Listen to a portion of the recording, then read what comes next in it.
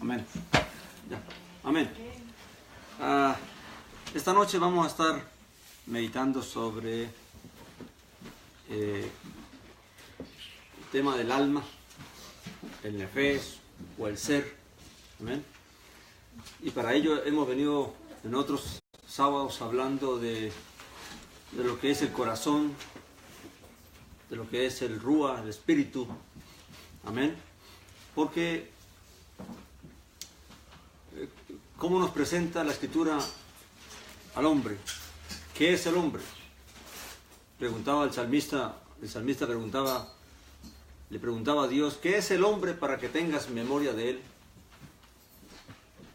¿Y qué es el Hijo del Hombre para que lo visites? Amén. Y el profeta Isaías, un poquito más fuerte, dice, ¿qué es el hombre? El hombre es como nada.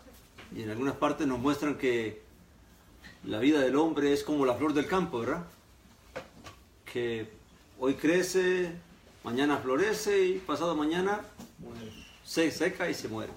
Así es el hombre se levanta y pasa y viene otra generación y la vida no es nada. Vamos a enfocarnos un poco en lo que es el nefesh, que es lo que la Escritura nos narra de lo que es el hombre. El hombre, en el Génesis 2:7, ya lo hemos leído en muchas ocasiones, pero es la base de nuestro estudio, de nuestro meditar.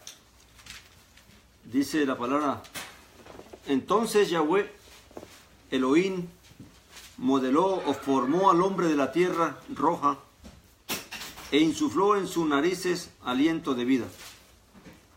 Y el hombre, el Adán, llegó a ser un alma viviente. Amén. La palabra que se traduce como alma es la palabra nefesh. Y la palabra nefesh también se puede traducir como ser. Amén. Un ser viviente. Amén. Entonces, ¿el hombre qué es el hombre? Un ser viviente.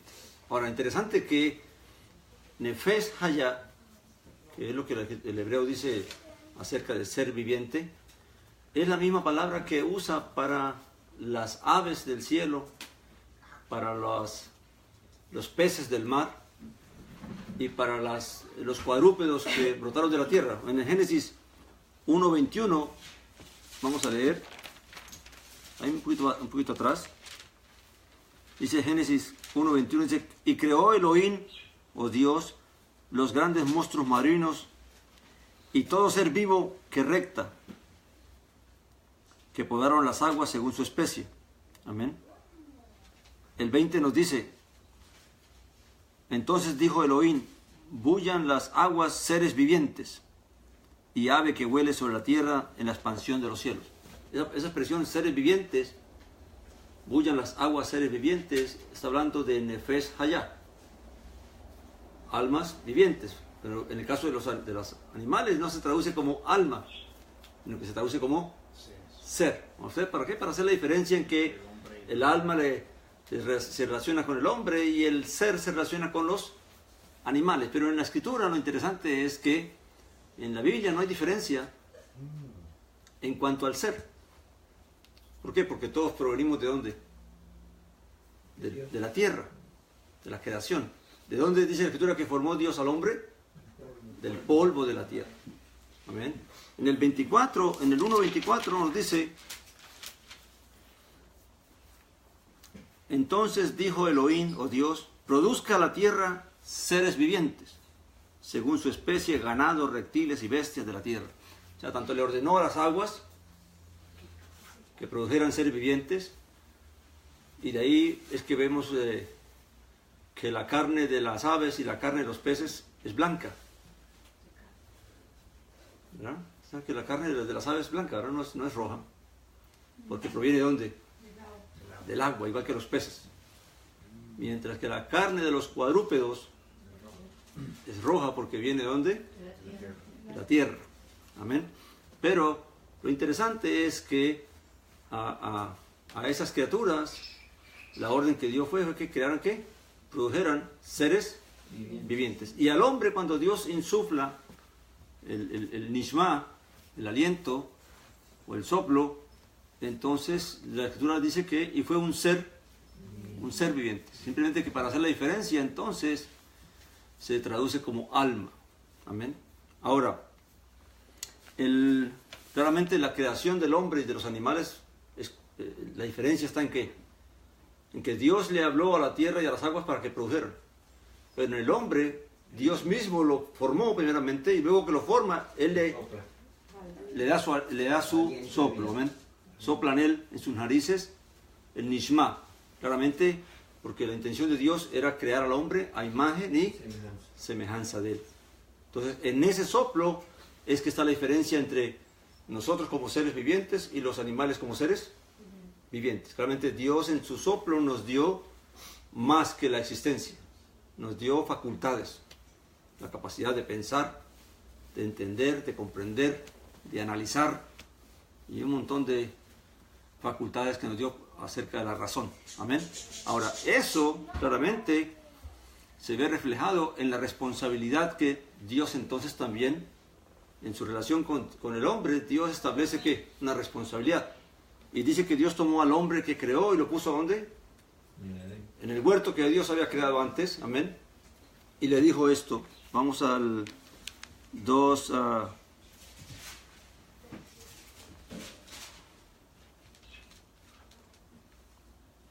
¿dónde está? 4. 2:17 creo que está. ¿De qué? Ok, el 16 de Génesis, estamos de Génesis, 2:16 y 17. Y ordenó Yahweh Elohim al hombre, al Adán. Vamos a tratar de usar la palabra Adán, porque el Adán explica por qué es que se llama Adán, porque fue tomado de la Adamá. En hebreo la palabra suelo viene de Adamá. Amén. Entonces, por cuanto el hombre fue tomado de la Adamá, fue formado, entonces se llamó Adán. Amén. Dice, y ordenó Yahweh Elohim al Adán, diciendo, de todo árbol del huerto come libremente, pero del árbol del conocimiento del bien y del mal no comerás de él, porque el día que comas de él, ciertamente morirás. Ahora, lo interesante de que aquí lo que vemos es que claramente Dios, en su trato con el ser humano, con el hombre, por cuanto le dio facultades que no tienen los animales, entonces Dios le establece también ¿qué? Responsabilidades. Primeramente que guardar el huerto, y aparte que guardar el huerto le exige que, le prohíbe que coma del huerto, del árbol del conocimiento del bien y del mal. Ahora, en la traducción, lo hemos explicado muchas veces, tristemente en las traducciones se pierde mucha información, porque aquí solamente habla de una muerte, ¿verdad? Ciertamente morirás. Pero en el hebreo original dice, usa 2 veces la misma palabra muerte, y se traduce muriendo morirás. ¿Bien? Ahora vamos a entender por qué es que la escritura usa 2 veces la muerte, la palabra muerte, cuando habla a Adán. Amén. Cuando Dios le ordena que no coma. Algo que no dijimos es que cuando Dios insufla el nishma al hombre, el aliento, dice que le dio el hayín, mientras que los animales que creó de la tierra y del agua, dice que fueron seres vivos, usa la palabra en singular hayá, nefes hayá, pero cuando habla el hombre habla nefes hayín. Quiere decir que al hombre se le concedió más vida que a los animales. Amén. Sí, hermano. ¿Cómo se escribe allá? Hayá, H. Nefes hayá se escribe H, A. Hayá. Amén. Y hayín es con doble ¿qué? Doble Y. Ajá. Hayín. Uno es plural y el otro singular. Eso es lo Sí. mismo, el Nisma Haim, alma, que es como traer vida. No, el Nefes Hayín. Cuando dice o el Nishma es el soplo. El Nishma es el soplo. Amén. Pero es lo mismo ese Haim. No, esto es vida. Esto es lo que el hombre Nisma recibe. Haim, Ajá. traer vida. Amén. Nishma Hayín es el soplo de vida. Oh, ok. Pero más que una vida es vidas. Amén. Porque está en plural. Amén. No está en... Así cuando el hombre muere, ¿Allí fue para los animales? No, no, esto es para el ser humano. Amén. Pero al final al hombre también se le dice Nefesh Hayah solamente. Ok. Pero lo que el hombre recibe es vida, o sea, porque lo que va implícito en ello es que el hombre recibió muchas facultades, realmente todas las facultades que el hombre tiene para diferenciarse de lo que son las otras criaturas, los otros seres vivientes, amén. Ahora, ¿qué pasa con el hombre? El hombre dice que desobedeció y comió, y entonces vino la consecuencia o el juicio de lo que Dios le ha dicho, ¿verdad? De que si comieres del árbol, ciertamente muriendo morirás. Amén. Recuerden siempre que hay dos palabras y vamos a entender por qué es que hay dos palabras de muriendo morirás. Mut, tamut. Es en hebreo. Amén. Dice en capítulo 3, 10 y 19.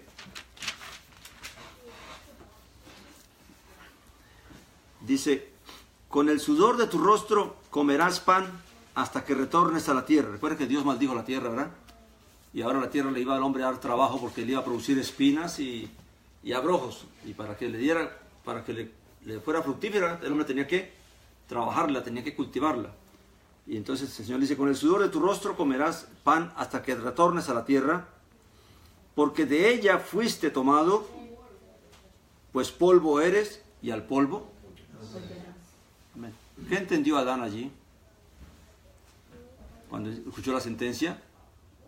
Realmente que así como Dios lo formó y lo trajo a la existencia, así también volvería de donde vino. Amén.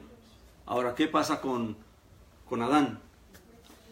¿Dónde va Adán? ¿Dónde va su conciencia, su ser? Todo queda ahí, en el cuerpo. Lo único que Dios toma de él es el Nishma. Y el espíritu de vida, el ruas de vida que Dios le dio, porque eso se lo dio Dios. Amén. El hombre existe porque Dios nos dio el aliento. Si Dios toma su aliento, vamos a Job para entender esto. Job 34, 14, 15.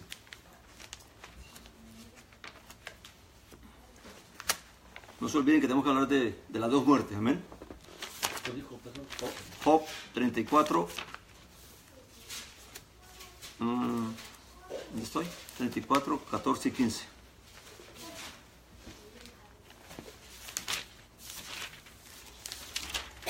Dice, pregunta Job, si por su cuenta decidiera, o sea, hablando de Elohim, de Dios, retirar su espíritu, o recoger, la palabra es recoger su espíritu y su aliento, su rúa y su nishma, ¿qué pasaría con el ser humano? O con la existencia. Dice, toda carne perecería a una, y el hombre volvería ¿a dónde? Al polvo. Amén. Quiere decir que si Dios un día decidiera acabar con toda la humanidad, ¿qué es lo que tenía que hacer? Simplemente recoger su nishma y el rúa y un reguero de cadáver, lo que vería. Y si él quiere, eso puede pasar así. Amén. O sea, por eso que el salmista preguntaba, ¿qué es el hombre? Para que tú te acuerdes de él. O sea, el hombre no es nada, realmente. Nosotros nos creemos que somos algo, pero en realidad no somos nada. No tenemos control ni dominio sobre nada. Amén. Porque no podemos retener nuestra existencia, no podemos retener nuestra vida. No podemos retener ni siquiera nuestro aliento. El día que el aliento se nos salga, se nos vaya, hasta ahí llegamos.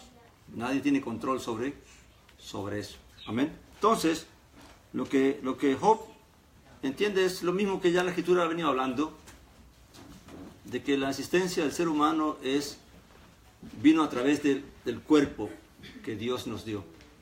Esa forma que Dios formó del polvo y le insufló aliento es lo que realmente viene a ser nuestro ser, nuestra existencia, nuestra conciencia de que existimos.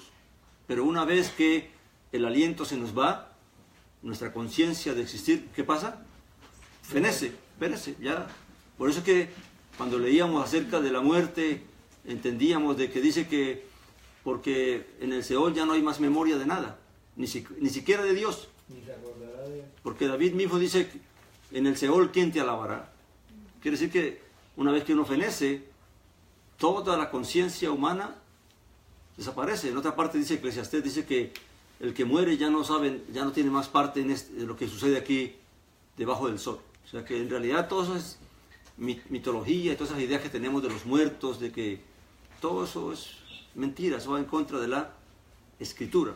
Los muertos están todos en el Seol, amén. Los que han sido sepultados, y los que no, pues están en manos de la muerte, amén. Porque aquellos que no han sido sepultados, los que han muerto en otras circunstancias, pues también están en manos de la muerte. Más adelante vamos a ver por qué hablamos del Seol y hablamos de la muerte, amén. ¿Dónde están todos los muertos? En 3 lugares: en las aguas, en la muerte y en el Seol, o en la sepultura, amén. Recuerda que no todo el mundo ha sido sepultado, amén. Antiguamente, cuando habían esas guerras y esas matanzas, toda esa gente que hacían pilas y quemaban todo eso para evitar pestes y todas esas cosas, amén. Amén. Entonces vemos de que el nefes, el ser, es simplemente la conciencia de que existe, amén. Una vez que claramente la conciencia, Dios ha concedido la existencia, pues entonces ahora claramente Dios tiene que resolver el problema hasta el final. Amén. ¿Qué va a pasar con el hombre? Ya el hombre tiene una sentencia de que si comía del árbol del conocimiento del bien y del mal, muriendo moriría. Y vemos que Dios le dice que vas a trabajar, vas a ganar el pan con el sudor de tu frente hasta que vuelvas al polvo de la tierra. Amén. Ahora, si esa es la muerte que está establecida, vamos al libro de Ezequiel, en el capítulo 18. Vamos a tratar este tema primeramente de la muerte, y cerramos ese capítulo y luego vamos a otra cosa. Amén. Libro de Ezequiel, capítulo 18, versículo 4. Profeta Ezequiel.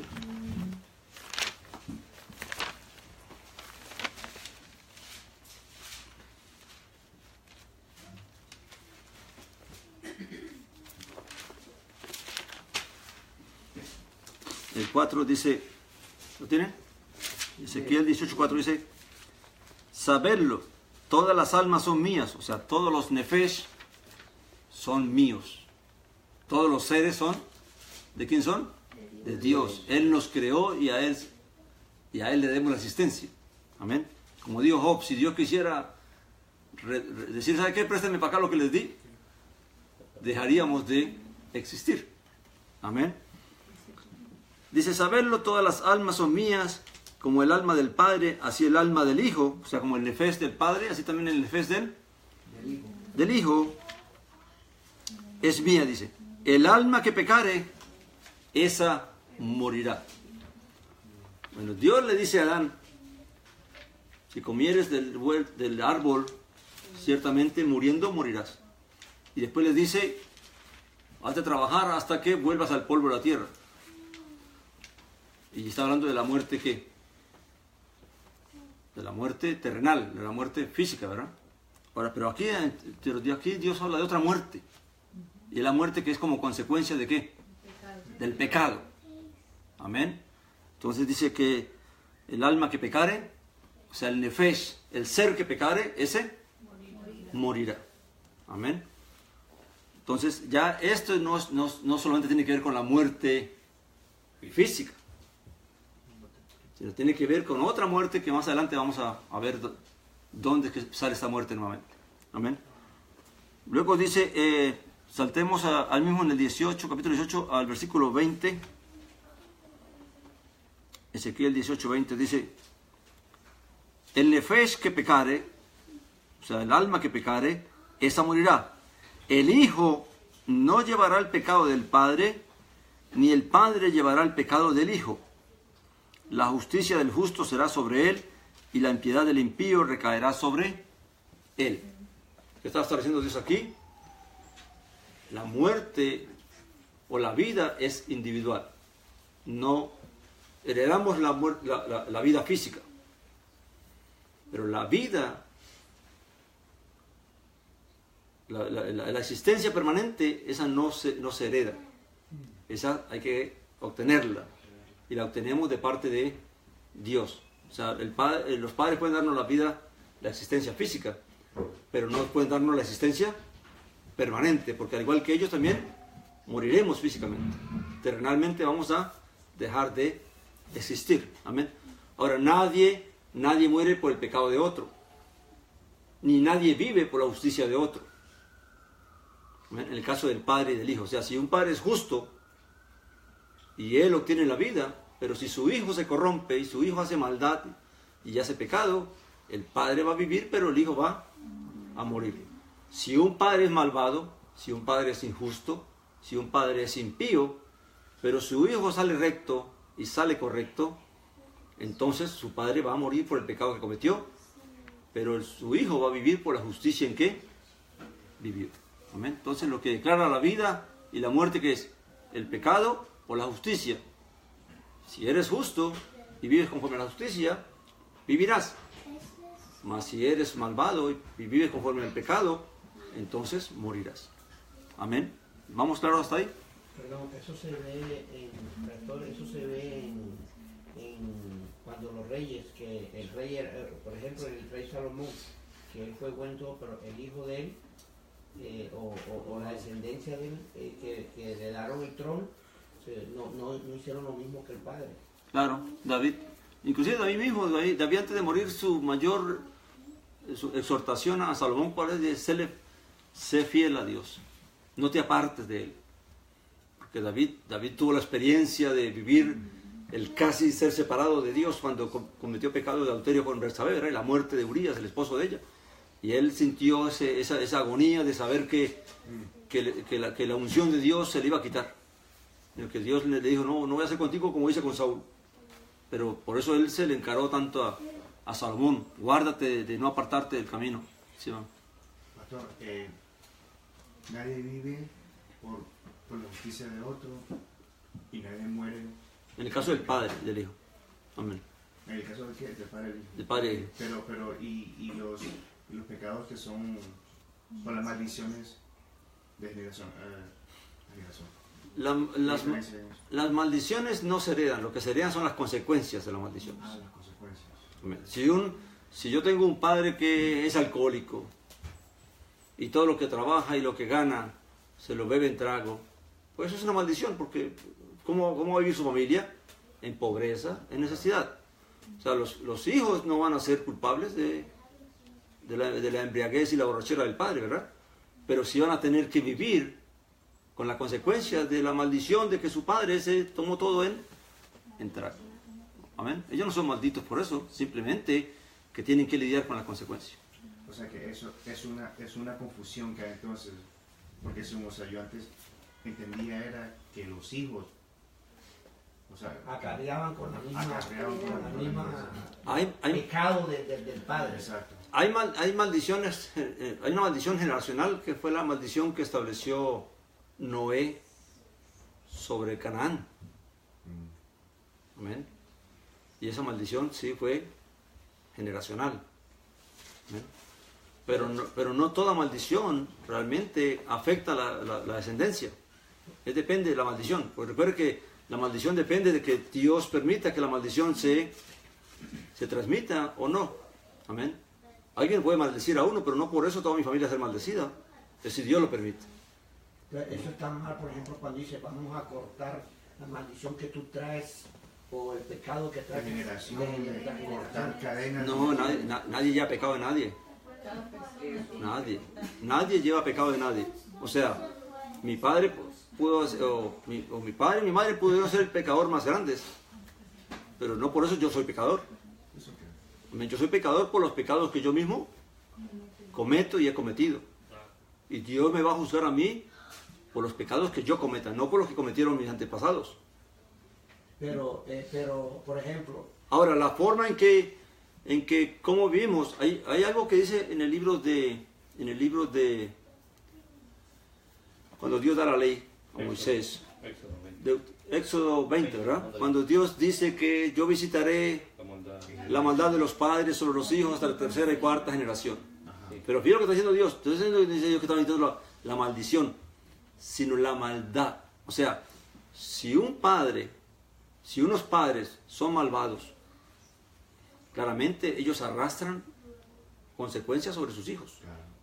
Para no hablar de maldiciones. Amén. Pero si el hijo se porta bien y no se comporta como su padre, entonces él no arrastra nada. Amén, porque todo llega hasta él. Por eso Dios dice que Dios visitará la maldad de los padres sobre los hijos hasta la tercera y cuarta generación. Quiere que Dios va a estar pendiente de la descendencia del malvado para ver si cambian o no cambian. Pero en el próximo versículo está la respuesta de Dios. Amén. ¿Cuál dice? Y hago misericordia a mis labios a los que me aman y guardan mis Ahí mandamientos. está. Es la clave. Claro. ¿Dónde está, perdón? O en el 26. Amén. 26. Amén. Claramente, fíjese que aún, mira que esto es tan y qué bueno que usted preguntaron eso, porque eso es tan importante, porque aún cuando una persona es pecadora, puede ser el pecador más pecador. Claramente la maldición venía ¿por qué? Hay una maldición que estaba establecida para los israelitas, que no tenía nada que ver con que alguien le dijera maldito eres tú, sino que estaba establecida en la misma Torah, en la misma instrucción, en la misma ley que decía, maldito todo aquel que no cumpliere los mandamientos de esta Torah, de esta ley. O sea que cuando un israelita empezaba a portarse mal, a desviarse, ya la maldición estaba sobre él. Por eso que Pablo dice en el libro de Gálatas que el Mesías vino para librarnos ¿de qué? De la maldición. Ahora, ¿de cuál maldición? De la maldición de la Torah. Porque todos los que vivían bajo el pacto de la Torah, bajo el primer pacto, todos tenían esa maldición encima. Maldito todo aquel que no guardare toda la instrucción. Amén. Y aparte decía, maldito eres tú al salir y al entrar, y hay un capítulo completo de puras maldiciones. ¿Pero para qué? ¿Para quién? Para aquellos que se desviaban de la Torah, aquellos que se apartaban de Dios, aquellos que se alejaban de Dios y no guardaban el pacto. El pacto era ¿qué consistía el pacto? El pacto consistía en guardar ¿qué? El mandamiento. Si alguien se apartaba de ese pacto y empezaba a hacer lo que Dios mandaba que no se debía hacer, inmediatamente la maldición caía sobre esa persona y claramente sobre su familia. Si es cabeza de hogar, pues la maldición cubre a su familia, porque sus hijos entran dentro de su protección. Amén. Pero ¿qué pasa si ese hombre malvado que se apartó y ahora está con la maldición encima, se rectificaba, se volvía a Dios y decía, ¿sabe qué? Me retorno a Dios y empieza otra vez a hacer justicia y a guardar el mandamiento y hacer las cosas? ¿Qué pasaba con él? ¿Qué pasaba con la maldición? Se cortaba sola. Mire lo que dice aquí el Señor, aquí mismo en Ezequiel. Si se corta la muerte, ¿cuánto más una maldición? Mire lo que dice aquí. ¿Dónde? Aquí mismo el 18. Dice... ¿18 qué, pastor? 18, ya le digo. ¿Qué está buscando? El 23, 18, 23 y 24 vamos a leer.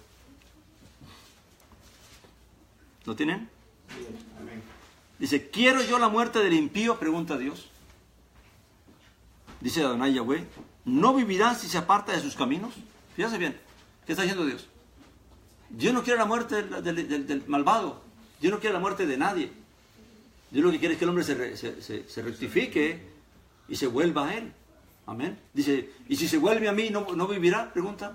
Y responde aquí el 24. Pero si el justo se aparta de su justicia y comete iniquidad y hace conforme a todas las abominaciones que hace el impío, ha de vivir. Ninguna de las justicias que hizo le serán tenidas en cuenta. Por su rebelión con que prevaricó y por el pecado que cometió, por ello morirá. Yo me salté una. El 21 vamos a leer. Ahora leamos los dos. El 21 mismo. Dice, pero si el impío se aparta de todos sus pecados que hizo y guarda todos mis estatutos y hace según el derecho y la justicia, ciertamente ¿qué? Vivirá, no morirá. Pero ¿qué pasa si el que viene caminando rectamente empieza a desviarse? Morirá. Entonces su justicia que hizo de nada le sirve. Nada le sirvió. Y esto es algo que el creyente no entiende. ¿Me entiendes? El creyente cree que porque hemos recibido la gracia del Señor, entonces ahora se puede pecar y no pasa nada, que todo se perdona dentro de esa gracia. No, la gracia no es para que el hombre continúe pecando, Por eso Pablo pregunta, ¿abundaremos en el pecado porque abundó la gracia? ¿Para que abunde la gracia? No, dice. Amén. Dios nos libró del pecado es para que dejemos de pecar, no para que pequemos más. Si una persona que ha creído en el Señor y ha caminado correctamente empieza a pecar, claramente va a morir, no va a vivir. Como dice en el libro de Hebreos, capítulo 10, ¿verdad? ¿Qué dice? ¿El 6 o el 10? 10. Cuando dice que... Si pecaron deliberadamente. Amén. Leámoslo para que usted lo vea. Hebreos 26.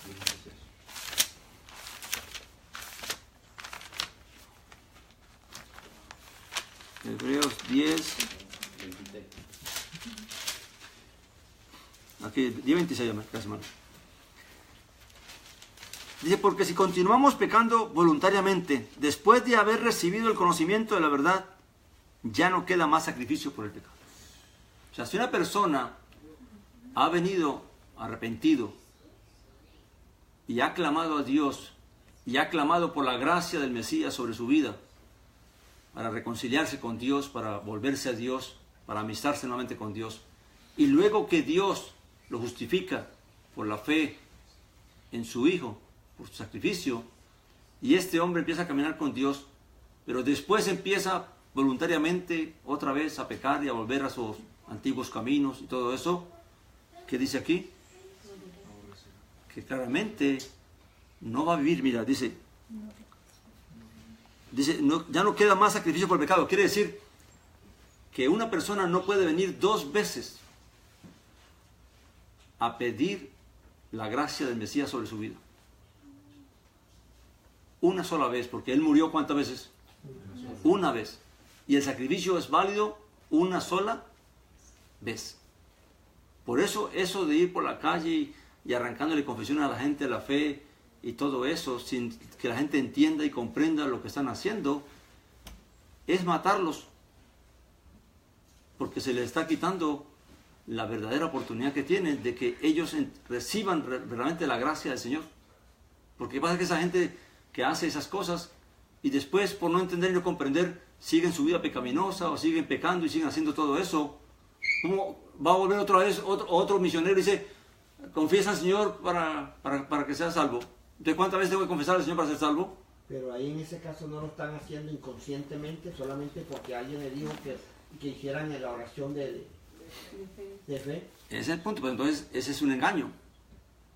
Y el problema es que si la persona cae en manos de gente que no lo instruye, que no lo guía en la verdad, claramente se va a confundir y va a terminar confundido. Ahora, es parte de su culpa también, por no querer buscar también la verdad. Ahora, según el pastor, Dios quiere que vayamos por el mundo y predicando el Evangelio, pero también tenemos que saber cómo se va a predicar el Evangelio. Claro que sí. Entonces, Lo que el Mesías mandó fue anunciar que el perdón de pecados en el nombre de Él.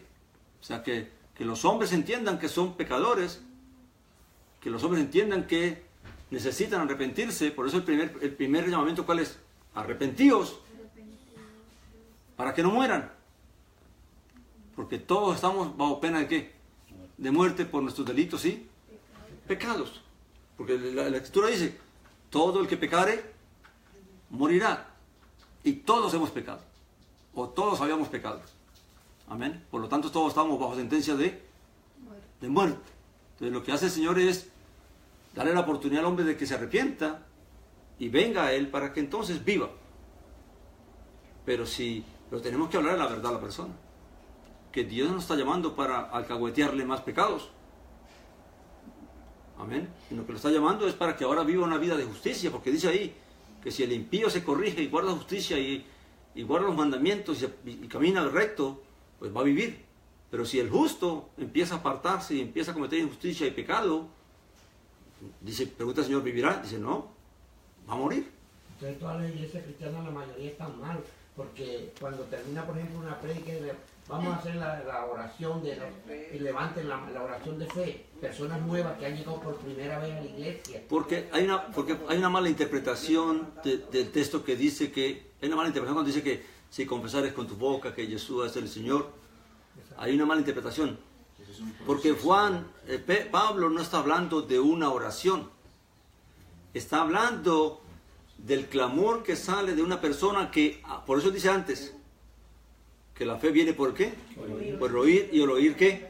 La palabra de Dios. O sea, cuando una persona va oyendo la palabra, va oyendo la palabra, va oyendo la palabra, llega un momento en que él, desde su interior, El mismo. desea Desea. clamar a Dios, desea pedirle a Dios que tenga misericordia de él, que lo perdone, que le conceda la gracia de Yeshua. Y ahí confesó, pero lo confesó él solo, conscientemente de por qué lo está diciendo y para qué lo está diciendo. Pero si yo voy en la calle y le digo a una persona, mira, hago una oración como, hay gente que se vanagloria que hoy se salvaron 100 personas, porque a 100 les arrancó una oración de fe. Que Dios tenga misericordia de esas personas y de él también, porque, amén, en realidad no sabe lo que está haciendo. Él está sirviendo piedra de tropiezo ahí a la persona. Lo está engañando. Lo está engañando. Amén. ¿Sí?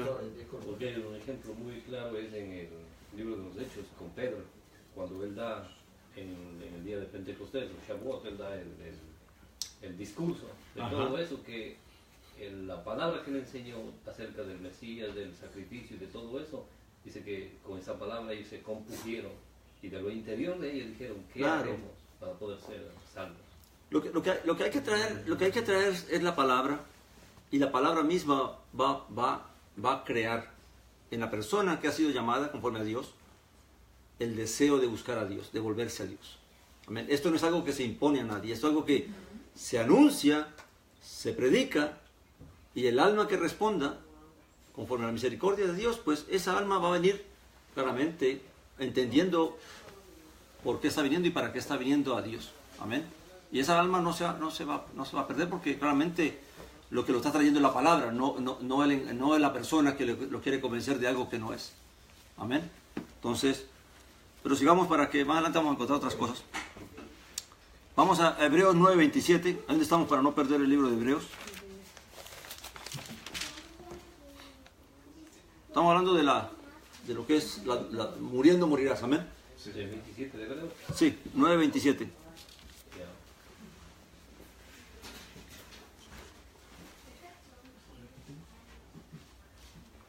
Dice, y tal como está establecido para los hombres que mueran, ¿cuántas veces? Una sola vez, y después de esto, el juicio. Ahora, fíjese, ¿por qué establece aquí la Escritura una sola vez? Cuando en el Génesis dijo, muriendo morirás. Cuando Dios le dice a Adán, trabajarás con el sudor de tu frente y volverás al polvo de la tierra. Pero luego habla en Ezequiel de que de la muerte del pecado. Amén. Ahora, porque realmente aquí está hablando de la muerte terrenal. Hay una muerte terrenal y hay una muerte existencial. Amén. ¿Cuál es la muerte existencial? Cuando ya el ser dejará completamente de ser. Amén. Porque la muerte terrenal tiene que ver con mi conciencia terrenal, de que vivo, de que existo. Pero luego habrá conciencia nuevamente cuando venga ¿qué? La resurrección de los muertos para juicio. Y esa conciencia, entonces, todavía soy una persona porque tengo que estar ahí pendiente, van a estar ahí para escuchar lo que se va a encaminar. Amén. Ahora, esto también se establece ¿para qué? Para erradicar todas esas enseñanzas y doctrinas que hablan de una, ¿cómo se llama eso? Cuando la reencarnación. Amén. La reencarnación no es conforme a la Escritura. No es posible, no existe. La Escritura habla de una sola muerte terrenal. Amén. Mientras que la reencarnación supuestamente se muere un montón de veces y se vuelve a existir muchas veces. Amén. Pero, Reencarnó un perro. eso. Amén. Doctor, entonces, Para un creyente, para un creyente en Dios, la reencarnación no existe. Sí, va. entiendo yo que muriendo morirás. Por ejemplo, muriendo hay una muerte espiritual. No, más que espiritual se llama la muerte existencial. Vamos Existencial. a Apocalipsis ahora, porque allí lo van a encontrar. Apocalipsis capítulo 20. Muerte que existencial. Sí. O sea, la muerte ya del ser. existencia. Amén. Apocalipsis, ¿no? 20, del 13 en adelante, aunque el 11 dice que él vio un trono y todas las almas y todo eso, ¿verdad? 20. Leamos del 11 para que lo entendamos. 20:11. Apocalipsis 20:11. Hasta el 15, amén. Dice allí Juan: vi un gran trono blanco y el que estaba sentado en él, ante cuyo rostro huyeron la tierra, el cielo, y no fue hallado lugar para ellos. Quiere decir que todo esto va a ocurrir después de ¿qué? Que toda esta creación pase. ¿Verdad? Como dice Pedro, que toda esta creación pasará ardiendo, ¿verdad? Todo esto arderá y se quemará y todo esto dejará de existir. Amén. Dice, y vi los muertos, el 12 dice, y vi los muertos grandes y pequeños en pie delante del trono, y unos rollos fueron abiertos. Y también fue abierto otro rollo, el cual es el de la vida. Y fueron juzgados los muertos por las cosas que habían sido escritas en los rollos, según sus obras. O sea que todo lo que el hombre hace, arriba se escribe. Eso es lo que dice que estará en el libro de la vida.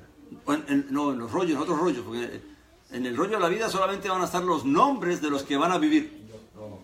Pero en los otros rollos que dice ahí, están todas las cosas que los hombres han hecho. Amén. Por eso dice un proverbio que leímos aquí, ¿verdad? No, el Mesías también lo dice, cuando dice el que de toda palabra ociosa que habla de los hombres, de ella, cuenta a Dios. En el día del juicio. Amén. O sea, si aún las palabras se han tenido en cuenta, cuánto más las cosas que hacemos. Amén.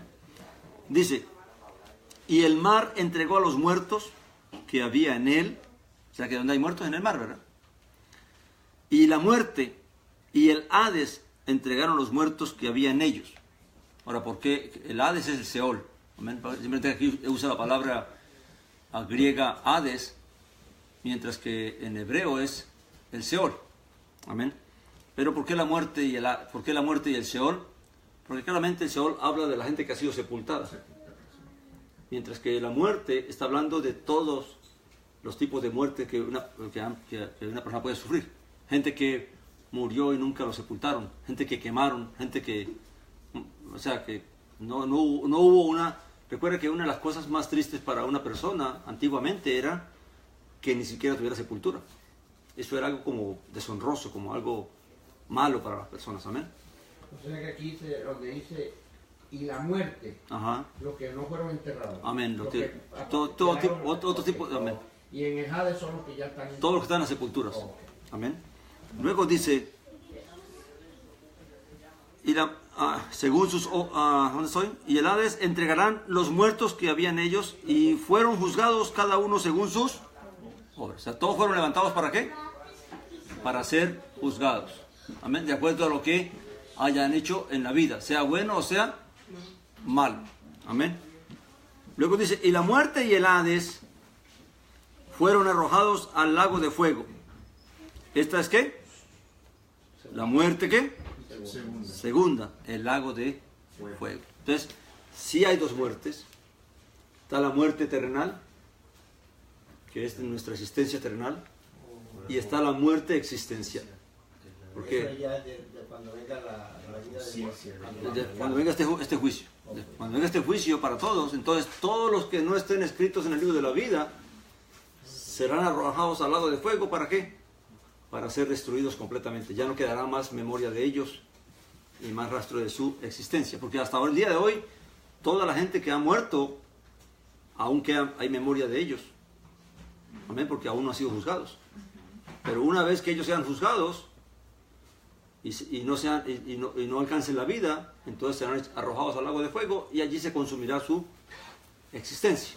Amén. No es que van a penar eternamente como también se nos ha enseñado. No hay una eterna muerte. Cada quien claramente el sufrimiento va a ser de acuerdo al mal que hizo. Amén. Puede ser que alguien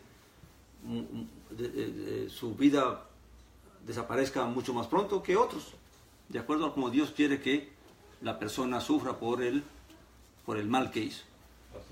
Sí. Hay algo que dice, por ejemplo, de este juicio que está hablando es después del milenio del Mesías. Lo que te cuenta, y otra de las cosas es, hay un capítulo del libro de los Salmos donde que nos da más o menos una idea de cómo es que el hombre va a dejar de existir en el lago de fuego cuando sea arrojado allá, porque dice que el Salmo, no me acuerdo ahora, dice, así como La grasa la grasa se derrite en medio del fuego, en el altar. Así como la grasa se consume en el altar, dice así, así los malvados Ajá. se consumirán. O sea que, ¿Qué quiere decir? Que así, usted pone grasa, ¿qué pasa con la grasa? o sea que Se va. una vez que sea tirado al lago de fuego, pues sufrirá pues, por un tiempo, dependiendo Claro. de lo que Dios quiera, y después ya simplemente deja de Ya, existir. deja de existir. O sea, no va a haber conciencia. Ya no hay más conciencia de existencia para nada. Amén. será como una gallinita. Porque es que Dios, o sea, Dios tiene que terminar lo que comenzó. Dios le dio vida al hombre y asimismo tiene que juzgarlo al final. O le concede la vida o acaba con su vida.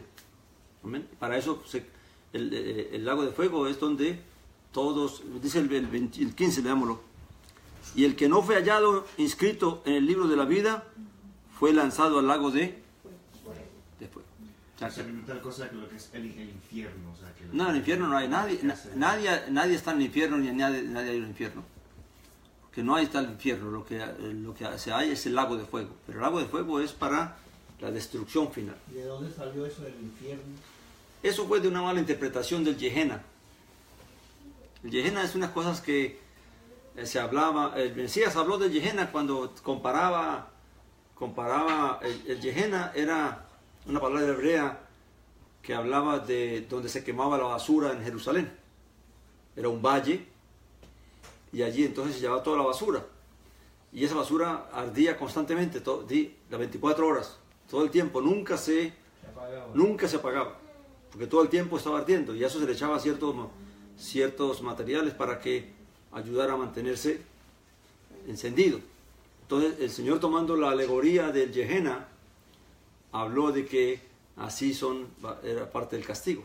Amén. Pero realmente la basura se va consumiendo. Todo lo que usted quema, ¿qué pasa? Se consume. Nada permanece para siempre. Un árbol no arde toda la vida. Amén. Tiene un tiempo, depende del tamaño del árbol, pues así va a durar uno más que otros. Amén. Si usted echa un leñito así delgadito, pues en minutos se consume, pero si usted echa un árbol así grueso, pues por una semana va a estar ardiendo ahí. Amén. Entonces, esas son las diferencias. Pero la Gehenna es una mala interpretación de lo que era el infierno. El Señor lo usó como una alegoría de lo que va a ser el fin de los malvados. Amén. Bueno, pastor, en 2 de Pedro dice, porque si Dios no perdonó a los ángeles que pecaron, sino que arrojándolos al infierno, los entregó a prisiones de oscuridad para ser reservados al juicio.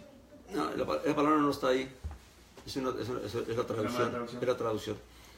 Los ángeles que violaron su dignidad, dice que están presos en el abismo.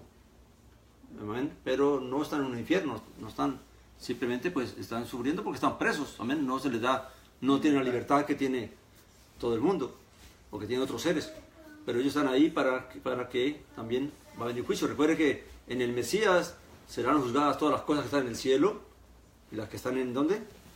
En la tierra. Amén. Pero no es. Lo que pasa es que en el griego hay dos palabras. Una habla del Gehenna o del Hades, y hay otra palabra que no recuerdo exactamente la palabra que usa el griego, pero es para hablar como de un lugar más profundo. Amén. Claramente, pero son lugares, son cárceles que hay. Amén. Para cómo Dios construye una cárcel, para detener un espíritu que puede traspasar paredes, solo Dios lo puede hacer. Amén. Cómo Dios puede mantener un espíritu cautivo, es algo que solamente Dios lo puede hacer. Amén. Igual. Amén. Entonces, hasta aquí vemos que cuando Dios le dice a Adán, muriendo morirás, está hablando desde la muerte terrenal y de la muerte existencial. Amén. Todos probaremos la muerte terrenal mientras no venga el Mesías. Pero no todos probaremos la muerte existencial.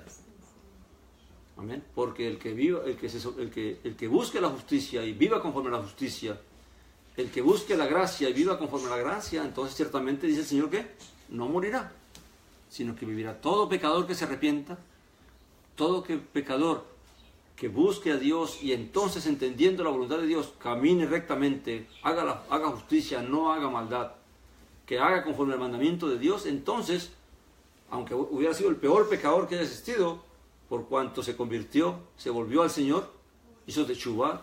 Techuvá es shub es retornar. Entonces, claramente dice el Señor, no morirá, vivirá. Esa es la promesa de Dios y ese es lo que Dios promete al hombre. Amén. Aquí dice Miguel que como que te escuchando. Amén. Miguel, es la palabra tártaros, que son como unas casas. Amén, gracias. Gracias, Miguel. Si es tártaros, es lo que está más profundo en el Hades. Amén. En el Hades hay como niveles. Amén. Ok. Luego tenemos, para que veas que uno tampoco lo tiene todo en la cabeza, hay cosas que se le van. Amén. Ok. Entonces, hasta aquí estamos claros de que claramente el nefesh, el ser, es algo que Dios nos dio a través de este cuerpo. Y aquí voy a hacer un dibujito para esto que traje esto, en cuanto a entender qué es el ser en sí. El ser, el alma o el nefesh, el ser el hombre es un ser integral. Tenemos lo que es el cuerpo, ¿verdad? Que fue el que Dios formó del polvo de la tierra. Amén. Tenemos un corazón que hemos venido hablando, o el lev. Amén. Y tenemos un rúa o un espíritu. Amén. Que ahora, realmente todos los tres están conectados. Amén. Ahora, esto que vemos aquí es lo que realmente es que el hombre.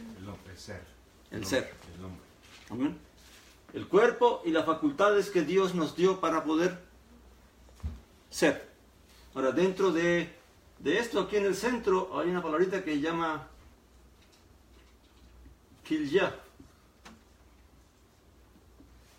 Kilya es como lo íntimo del hombre. Amén. Casi no se habla mucho en la Biblia de eso, pero sí está. El Kilya es donde el hombre medita cuando está solito allá, durmiendo o pensativo, que está rumiando sus pensamientos. Ese es el Kilya. Amén. Y en el Kilya es donde uno quiere entendimiento, que uno rumea y rumea un pensamiento, una idea o algo, y hasta que pasa como la licuadora y el extractor, ¿verdad? La licuadora son los pensamientos y el extractor es lo que saca el zumo de la... Amén. Así es el Kilya, como lo que le saca el zumo a lo que el hombre medita, a lo que el hombre busca entender. Amén. Ahora, fíjense que así fue como Dios nos creó. Pero por cuanto el hombre peca y el hombre pecó, entonces Dios, esto no puede entrar al reino de los cielos. De esta forma así. Entonces Dios tiene que renovar al hombre, restaurar al hombre. Ahora, ¿cómo lo va a hacer Dios? Ahora invierte las cosas.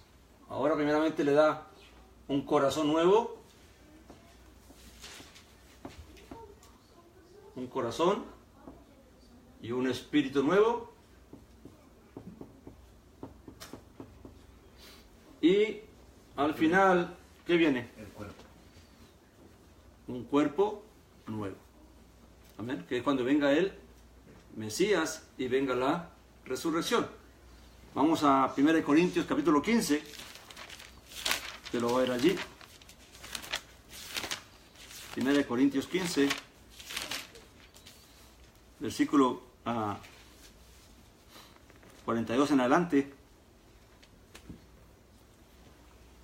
¿Me lo tienen?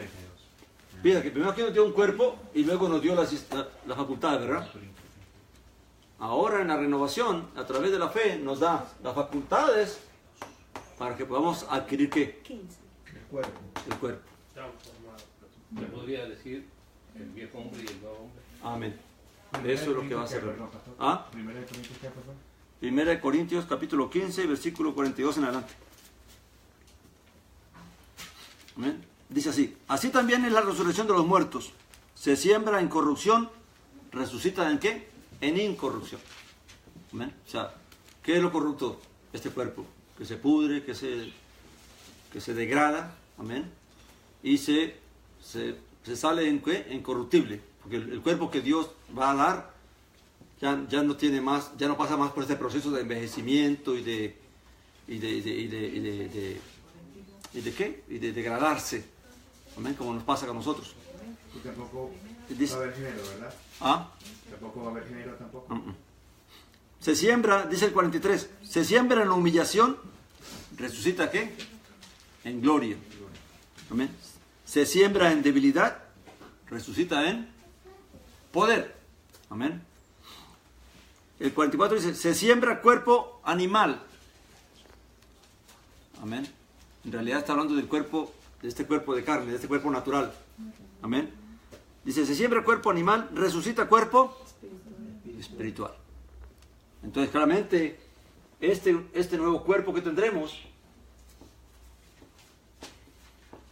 es diferente a este que se nos concedió aquí. Porque se corrompe, se degrada, mientras que este no. Pero ya este es formado en el juicio final. Claro, esto no. Este es, primeramente, creo que hay dos resurrecciones. La resurrección de los de la fe y la resurrección de aquellos que en el juicio final alcanzarán la vida, que estén escritos en el libro. Porque aunque mucha gente va a vivir en el juicio final, no resucita en la resurrección del Mesías, porque la resurrección del Mesías es solamente para los de la fe, para los que han creído en Él y han perseverado en la fe, no es para los otros. Amén. Amén. Hay algunos de los otros que van a resucitar. Vamos a Abraham, Isaac, Jacob, que tienen promesa de Dios, amén, para heredar unas cosas que Dios le prometió a ellos. Entonces, este cuerpo es cuerpo, ¿qué dice Pablo? Espiritual. Cuerpo espiritual. Amén. Así como es el Mesías, así seremos nosotros, dice la Escritura. Amén. Ya él no está sujeto otra vez a la muerte, ni a enfermedad, ni a dolor, ni a nada. Amén. Entonces, pero este es el galardón final. Amén. Pero para que obtengamos esto, entonces Dios tiene que renovar esto, que es lo que hemos hablado en otros sábados. Porque es necesario tener un corazón nuevo y un espíritu nuevo. No puede haber un espíritu nuevo si no hay un corazón nuevo. Primero es el corazón y luego el espíritu. Ahora, pero todo esto es ¿qué? El ser. Aunque este nuevo corazón, este nuevo espíritu pueden trabajar en este cuerpo, pero este cuerpo no hereda la vida eterna. Lo que tiene que es necesario que, porque dice que esta carne y esta sangre no entrarán al reino de los cielos. Amén. Quiere decir que en este cuerpo nadie va a poder entrar. Por eso es que cuando... Claro, este cuerpo tiene que volver al polvo. Amén. Para que entonces podamos recibir un cuerpo glorificado. Amén. Eso en cuanto a lo que es el nefes. Entonces nuestro ser va a ser un ser completamente espiritual. Amén. Con un cuerpo diferente y con un ser diferente. Amén. Entonces, no sé si hay alguna pregunta hasta aquí de esto que venimos hablando. Esta es una parte de lo que la semana pasada estábamos enseñando, o hace alguna semana acerca de qué es lo que nos salva el Mesías. Creo que fue la semana pasada, ¿no? Y eso es prácticamente lo que nos está librando el Mesías, parte de lo que es la salvación, de que Él vino para que nosotros no estemos destinados a llegar a ese juicio final, sino que podamos ser partícipes de la primera resurrección. Porque Apocalipsis mismo dice hay otra parte, ¿sí? Que bendecidos son aquellos quienes tienen parte en la primera resurrección. La segunda muerte no tiene poder sobre ellos. O sea, todo el que resucite en la resurrección del Mesías, claramente ya la muerte existencial no tiene poder sobre él, porque no va a morir. Mientras los que resuciten para el juicio y no sean hallados en el libro de la vida, claramente son echados al lago de fuego para que dejar de existir completamente. O sea que los de la fe no van a pasar por el juicio. No. Porque eso es lo que Dios quiere. Ellos pasan directo, sin el juicio ese. Entran a la vida. Ahora, por eso es que Dios quiere dice que el que cree en Jesús el Mesías no va a juicio. O sea, todo lo que Dios le quiere evitar al hombre, a nuestra generación, es que no vayamos a ese juicio. Y para no ir a ese juicio, entonces el Señor envió al Mesías. Para que los que crean, pues no vayan a juicio y entonces reciban la vida, estando en esta vida. Amén. Porque ya la vida, ¿qué dice la Escritura? Que las arras de la promesa ya están en nosotros. ¿Cuáles son las arras de esa vida? Eterna, la vida eterna. Sí, ¿cuáles son las arras de esa promesa? ¿Qué es lo que nos garantiza de que vamos a tener la vida? El sello del Espíritu Santo. Amén. Entonces, ahora, claramente, eso es parte de lo que es la vida. Pero los que no resuciten, ahora, ¿qué pasa si una persona, diciendo ser creyente, no se levanta aquí cuando venga el Mesías? Pues ya realmente no hay esperanza para él. Porque ¿qué leímos en Hebreos 10:26? Sino que lo que le espera, ¿qué? Es una horrenda expectación de juicio y de muerte. Amén. Entonces claramente, ahora, ¿de dónde toma el autor de Hebreos esa horrible expectación de muerte y de juicio? De lo que le pasó a Saúl y de lo que le pasó a Judas. Porque ellos, ¿de qué gozaron Judas y Saúl, el rey Saúl? Gozaron del don celestial, gozaron de la unción. Los dos. Saúl, el rey Saúl fue ungido y disfrutó de la unción del Espíritu. Pero no entregó su corazón. Y de la comunión con Dios. Pero por cuanto pecó voluntariamente y decidió mantenerse en su maldad, ¿Dios qué hizo? Quitó la unción. ¿Y qué le pasó a Saúl? ¿Cómo terminó? Desesperado, loco, buscando, deseando morir, deseando suicidarse, deseando que alguien lo matara, porque claramente ya entendía que su vida estaba. ¿Por qué Judas decide suicidarse? Porque no halló de dónde aferrarse ya. Judas probó de la autoridad del Señor. Él fue con los demás discípulos y reprendió demonios y sanó enfermos y todo eso. Y cuando se dio cuenta del error que ha cometido, entendió que ya no había de dónde él agarrarse. Que no pasó con Pedro. Amén. Pedro claramente sí se agarró de la fe y de la promesa del Señor. Amén. Sí, pero o sea que cuando dice, perdón, que los de la fe, los que mueren en la fe, no tendrán juicio. O sea, la gente de la fe quiere decir, o sea, la gente que murió estando bien con el Mesías. Claro, el Mesías, los que murieron en la fe, los que vivieron guardando el mandamiento, haciendo justicia, haciendo misericordia, haciendo lo que es recto delante de Dios, delante de los hombres, esa gente murió en paz, sabiendo de que se llevaron la promesa. Pero aquel que se apartó, al final, cuando llega la hora de su muerte, si realmente entendió lo que él tuvo y lo que él desechó, lo que él desestimó, claramente lo que va a tener es una horrenda muerte. Mire, yo no sé, pero el Señor me ha permitido conocer a personas en ese estado. Gente que tuvieron el don, que predicaron, que se les dio hasta el don de hacer milagros y todo. Y después verlos llorando, mire, llorando amargamente, deseando que Dios, de volver a sentir esa unción de Dios, y ya no sentían. Y aunque iban a la iglesia, ellos mismos confesaban, yo vengo aquí, pero yo no siento nada. Pero en su corazón lloraban porque anhelaban que Dios, pero claramente ellos ya tenían conciencia del mal que habían hecho. Amén. Eso es delicado, eso es bastante serio. Amén. Como hay otros que su mente dice que su conciencia es cauterizada. Ya no tienen problemas con eso, pero realmente su condenación ya está definida. Dice como cuando una persona es asesino, o sea, de tanto que lo hace, o sea, Claro, ya no tiene, ya la conciencia no lo molesta ya para lo nada. hace ya como si fuera cualquier cosa. Claro. No sé si estoy bien yo, pero he oído decir que las personas, por ejemplo, los que se ahorcan o los que se matan, Se suicidan. eso no van a ningún lado. Mucha gente habla del suicidio como pecado. En realidad, el suicidio yo no lo veo como pecado. Lo veo más bien como la manifestación de lo que ya había en la persona. Porque para que una persona decida suicidarse, es una clara señal de que en esa persona no había fe, no había esperanza, no había confianza en Dios. Amén. Ahora, una persona puede suicidarse equivocadamente.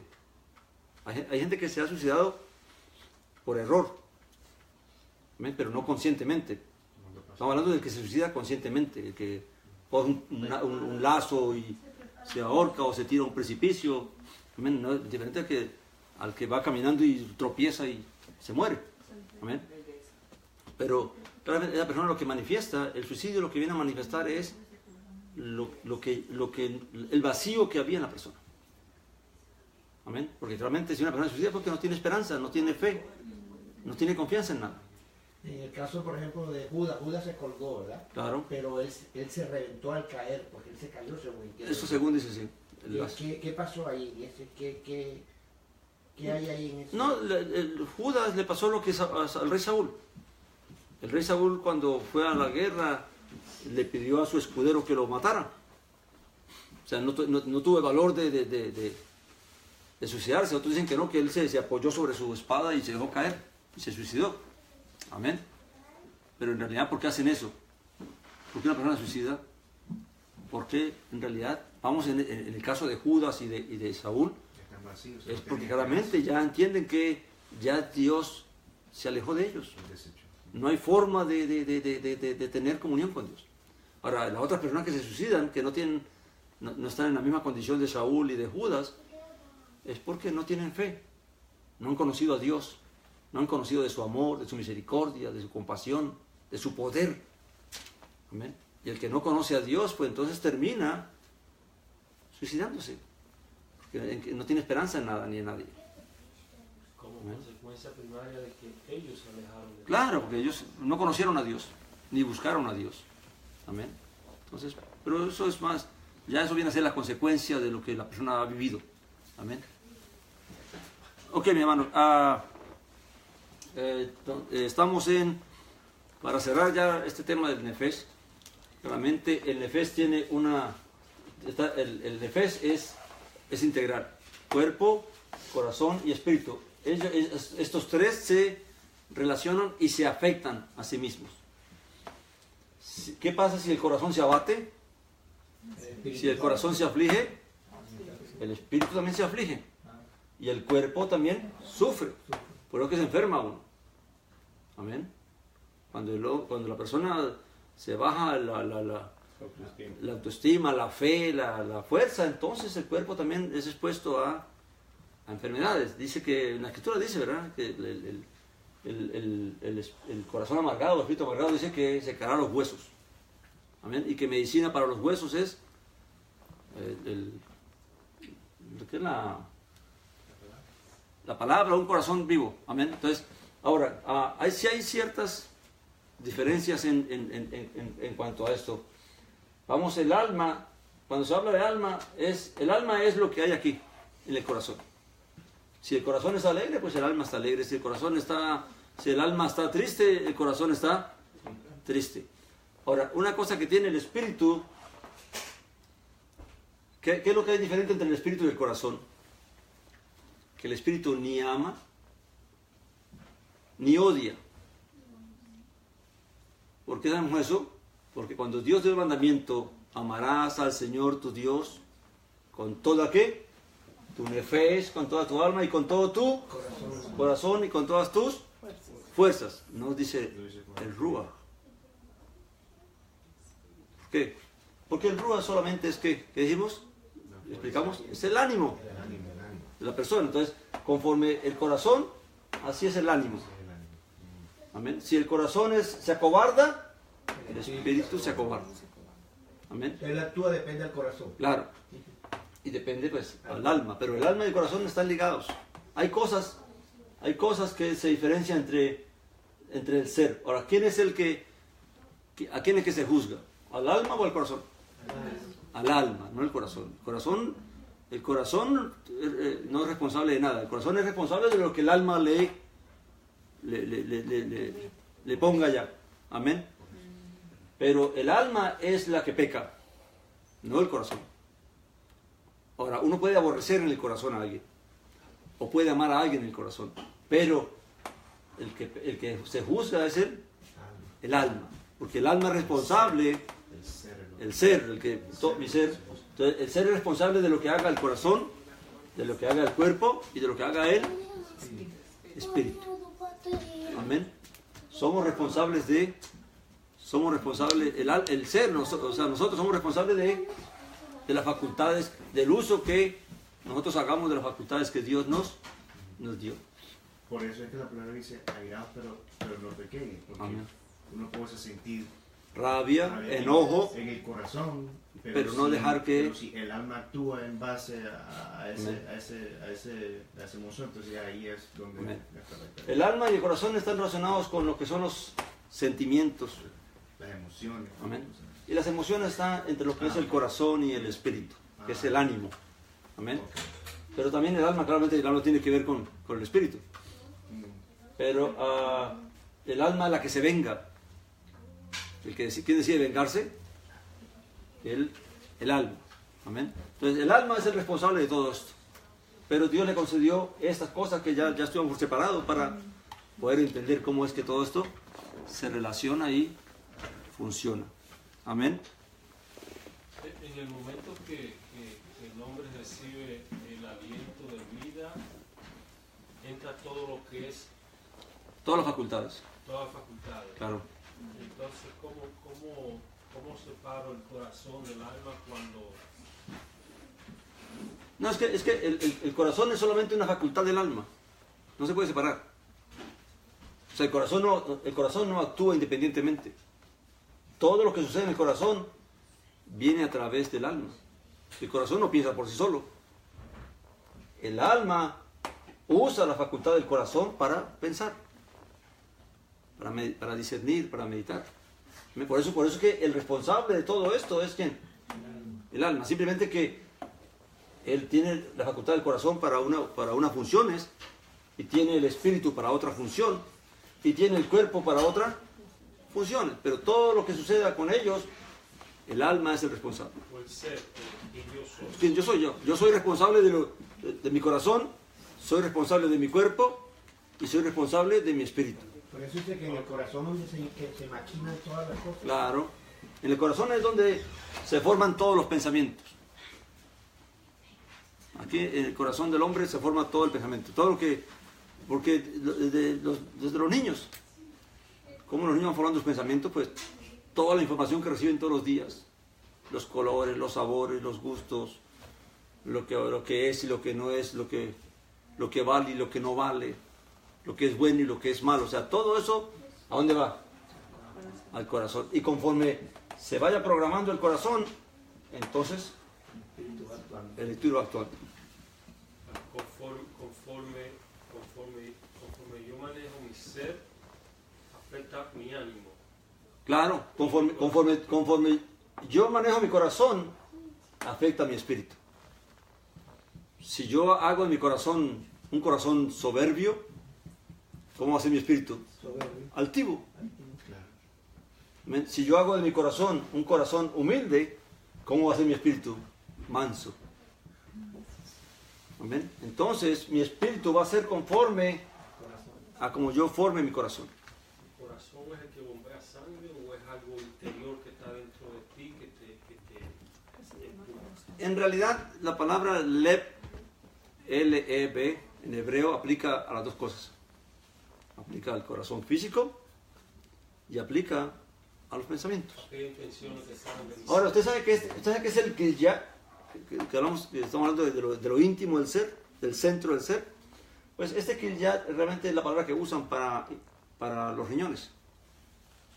Pero cosa curiosa que el Kilyat es donde se habla de que viene el entendimiento a través de la meditación, en lo íntimo. Cuando dice que Dios visita, cuando Dios escudriña el corazón y el Kilyat. El que ya se puede decir que es como la intuición. No, el Kilyat es lo íntimo tuyo. Por eso, o sea, Lo que está, las entrañas, pero lo que está más, lo más profundo, inclusive que el corazón. Porque el corazón está el pensamiento. Pero aquí está lo que tú buscas, el entendimiento de las cosas. Pastor, y obviamente, pues, manejando, la mejor forma de manejar con nuestros corazones, obviamente, pues, con la palabra, leyendo la palabra y pidiéndole a Dios que le ponga ese corazón, pues, según la voluntad de Él, ¿no? Claro, recuerde que el corazón nuevo viene a través de la fe. Una persona que se arrepiente y que busca a Dios en la fe del Mesías, claramente por su deseo. ¿Por qué? Porque un hombre quiere arrepentirse y quiere buscar a Dios, porque quiere cambiar. No quiere seguir siendo un pecador, no quiere seguir apartado de Dios. Quiere acercarse a Dios, quiere caminar con Dios. Entonces Dios para eso, en base a esa fe y a ese deseo, le cambia ¿qué? El corazón, porque con este corazón ya no puede. O sea, pastor, que dentro de una pareja, por lo que la Escritura dice, el Proverbio creo que 23 dice, dame, hijo mío, Tu corazón. O sea, que en una casa, una pareja, por ejemplo, si uno de los dos da el corazón al padre, el padre va a comenzar a trabajar en esa persona. Claro. Pero si el otro nunca da voluntariamente el corazón, queda fuera. Por eso dice la Escritura, hay dos en una cama. Uno será tomado y el otro será dejado. No importa que seamos casados. El matrimonio no salva a la pareja. La salvación es individual. Para que la pareja se salve, tanto el varón como la hembra tienen que creer. Una mujer de fe puede vivir con un hombre que no es de fe. Y al final se salva ella y no él. Aunque la Escritura dice que puede hacer que por su fe el hombre se salve, ¿verdad? Porque entonces el hombre busque a Dios y quiera conocer de Dios. Amén. Por el testimonio de ella. Pero la salvación es completamente individual, es consciente. Amén. Por eso de que porque tú eres bautizado de niño, porque perteneces a una religión, eso no te va a salvar. Te va a salvar la conciencia, el conocimiento que tengas de Dios y conforme tú vivas conforme a ese conocimiento. Porque Dios te va a pedir cuentas de lo que tú conoces y sabes. Porque aunque una persona no busque a Dios, dice la Escritura, vamos a Romanos, ahí terminamos. Romanos capítulo 2.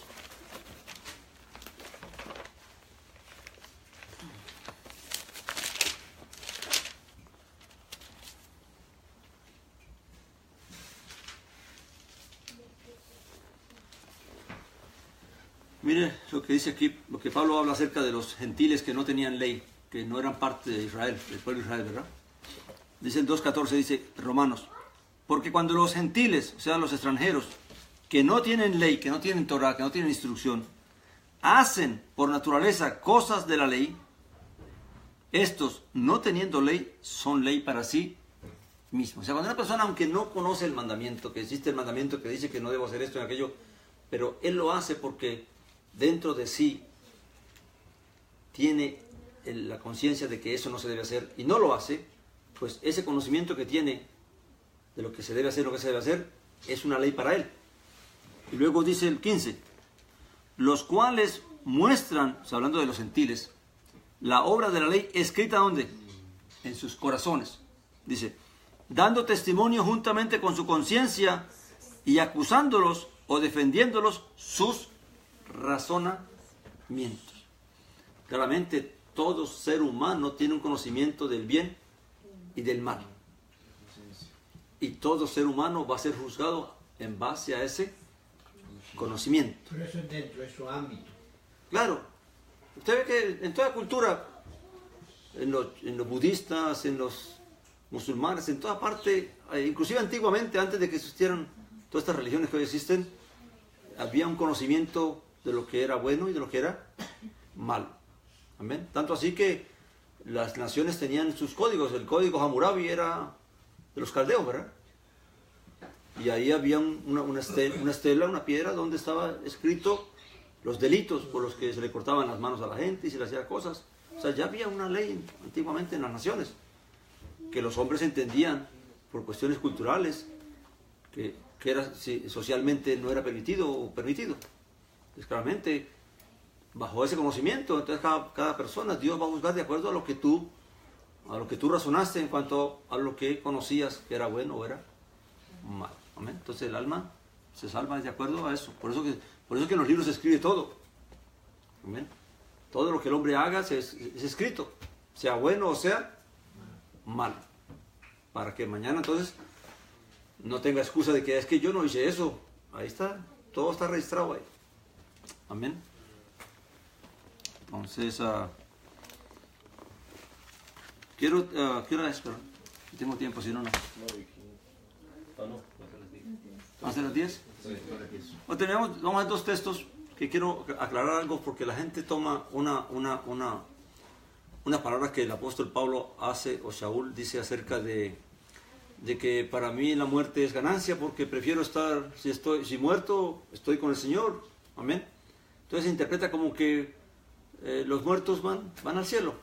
Pero fíjense lo que Pablo mismo dice acerca de la muerte. Yo lo entiendo de esta forma, que él lo pide así en la forma como él ha vivido siempre con el Señor y como le está pasando tantas cosas. Amén. Prefiere la muerte porque él ya sabe que va. Sí, pero lo que interpretan es como que él va a morir para estar con Dios inmediatamente.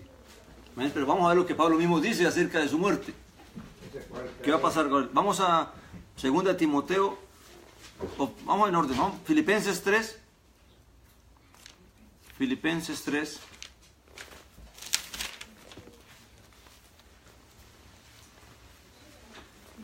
Del 8 al 11.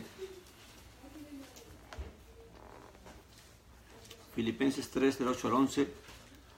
Dice así, el apóstol Pablo dice: y ciertamente aún considero todas las cosas como pérdida por la superioridad del conocimiento de Jesús el Mesías, mi Señor, por el cual perdí todas las cosas y las tengo por estiércol para ganar al Mesías y ser hallado en él, no teniendo mi propia justicia que procede de la ley, sino la que es mediante la fe del Mesías, la justicia que procede de Dios basada en la fe, para conocerlo a él y el poder de su resurrección y la participación de sus padecimientos, llegando a ser semejante a él en su muerte, miren lo que dice el 11, si en alguna manera llegara a la resurrección de entre los muertos. O sea, ¿cuándo era que Pablo iba a conocer al Señor y a su gloria y su poder? La resurrección. Cuando llegara a la resurrección, si es que él se le concedía la resurrección de los muertos. Ahora, si un hombre como Pablo, que sirvió, que padeció, que sufrió todo lo que padeció sirviendo a Dios, no tenía confiado de que yo ya tengo la resurrección, sino que todo lo dejaba a Dios, que es Dios el que da el galardón. Pero él está hablando aquí de que cuándo es que va a conocer al Señor y la gloria del Señor. Cuando venga la resurrección, si es que Dios le concede participar de ella. Ahora vamos a 2 Timoteo. ¿El mismo no dice sobre la batalla que ya ha ganado la batalla? Sí, pero aún así, claramente Pablo no, o sea, porque sería como una vanagloria de él. ¿Me entiende? Y Pablo se cuida mucho de eso. Pero lo que quiso decir con eso era que él era... O sea, él se esforzaba. De que él hizo lo que... Él se esforzaba todo lo que era posible, pero en realidad dejaba en manos de Dios el que juzgara si él era merecedor, si era digno de resucitar o no. Amén. Y 2 Timoteo, capítulo 4.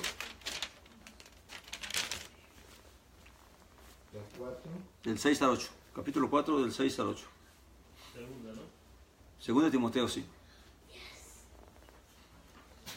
Dice: porque yo ya estoy para ser derramado, o sea, para ser sacrificado, ¿verdad? Hablando de que su muerte, pues, y no iba a ser una muerte natural, sino que tristemente tenía que ir al cepo.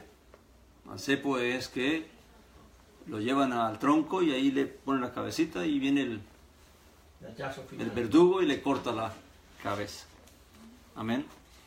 Dice, yo ya estoy para ser derramado como libación y el tiempo de mi partida es que inminente. He peleado, lo que tú dijiste ahorita, he peleado la buena batalla, he acabado la carrera, he guardado la fe.